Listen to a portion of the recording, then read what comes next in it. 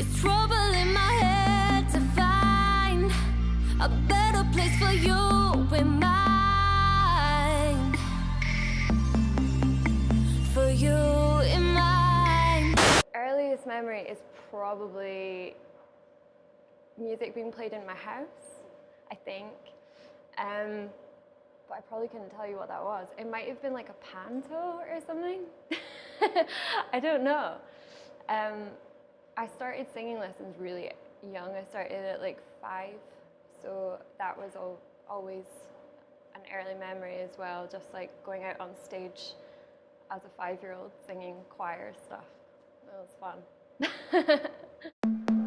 What you got is over. What you got. I wanted to make my own music and not kind of copy other people all the time, because that's what I spent a lot of time doing, just emulating other people, just trying to learn, which is really good for practice, but you know, you just want to be creative and do your own thing as well. It's trouble in my head to find. Yeah, it's a symbol of kind of just being in a loop, knowing that you're in a loop, but instead of coming out of it, when you know that you can, just going straight back around and just doing the exact same thing again and never learning. So yeah, pretty much my entire early life. Was that a song that you'd written recently, or was that something you kind of had for a while and was sitting on for a bit? I had that song for a while. I wrote that maybe about 5 years ago. Yeah, I've spent a long time writing. Over the last few years, I've got quite a lot in the tank.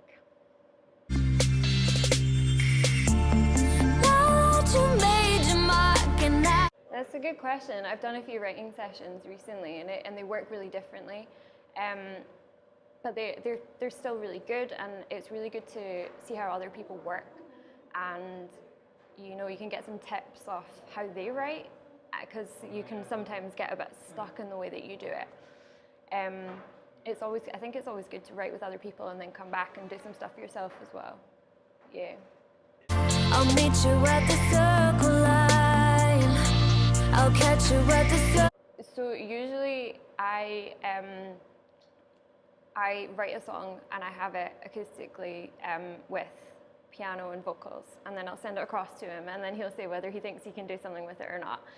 And then we usually, well, now we send it back and forwards. It used to be that he would just kind of like work on the production and stuff, but I'm starting to add a few bits in now that I'm learning. But he set the bar really high to start with. But yeah, we just fire files back and forwards, so we don't actually go into the studio together until it's time for me to record vocals. So everything's kind of done at home between Glasgow and Edinburgh, which is quite nice. You found the words and I've got them for life. I used to gig with just piano, and I wanted to do something that was a bit more fun for me, because I really like when people play piano and stuff like that, and I can still do that. But I really just wanted to make something that was a bit more interesting for me sonically, and also so I can just have a bit of a dance on stage, which you can't really do when you're playing piano. Yeah, I just wanted to shift from that. I'll catch you at the circle line and let's go by once more. A little bit, but it was really nice that he wanted to do it, for sure. Like, we sent this stuff over thinking, like, oh, he might not want to do this, and his manager was like, oh, I'll need to ask him and stuff, but then he came back and he was like, oh, I really like it, I'll get, like, it's really, and he was just like so, he was so happy and such a nice person. He was just like,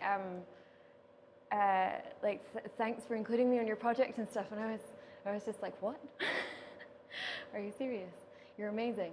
But I had a quick Skype session with him. Like, I ran out to my car because I was in Glasgow, and he was in his studio, and it just kind of went over what we wanted it to sound like and things like that. But I was like, pretty sure you got this down. But it's really cool to have him involved. He's mixed all 4 of the songs that will be coming out in the near future.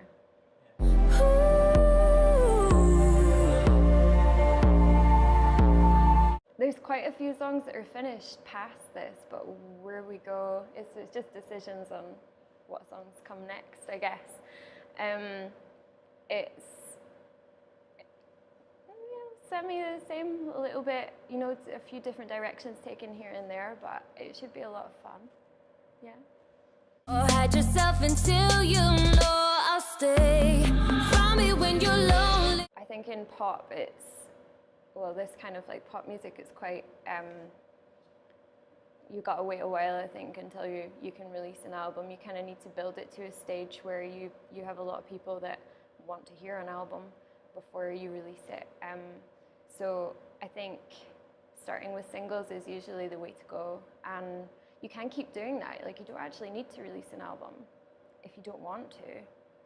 I think I'd like to eventually, though, just to have a piece of work that's all together. Yeah, I think I'd really like that. I'll meet you at the circle line. I'll catch you at the circle. I'm really grateful for all the YouTube stuff. It was, you know, being able to build a fan base of online of almost 1 million people across different platforms is insane, and something I never really thought I'd be able to do. Yeah, I guess like just learning what goes into making a bunch of stuff and having people listen to it. You know, it's been just a really good way before you're thrust into the actual industry. You know, you just get to get a taste of it beforehand. It was really good, but I kind of just needed to take a step back and figure out what sound I wanted to have for myself and what I wanted to say, and then hopefully some of them will still like it. Yeah. But you found the words and I've got them for life. I guess if you're talking mainstream pop, it is, you know, sometimes when you have 15 writers involved or something, it might be quite difficult to get one coherent message through. It might just be what everyone wants to say, and it might not be about one thing in particular. I think it helps if the artist is involved, and then, you know, you can get a bit more of what they want to say across. But yeah, I really like writing my own lyrics. It's really important to me, because then I know what the song's about and I can kind of connect with that on stage as well.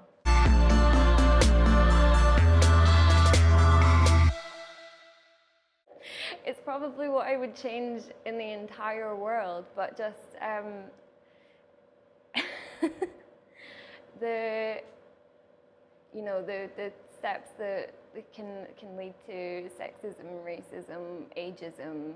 You know, I think if everyone was kind of treated the same and there wasn't a hierarchy, but I kind of believe that for the entire world, so it's not just this industry, but that would be really nice.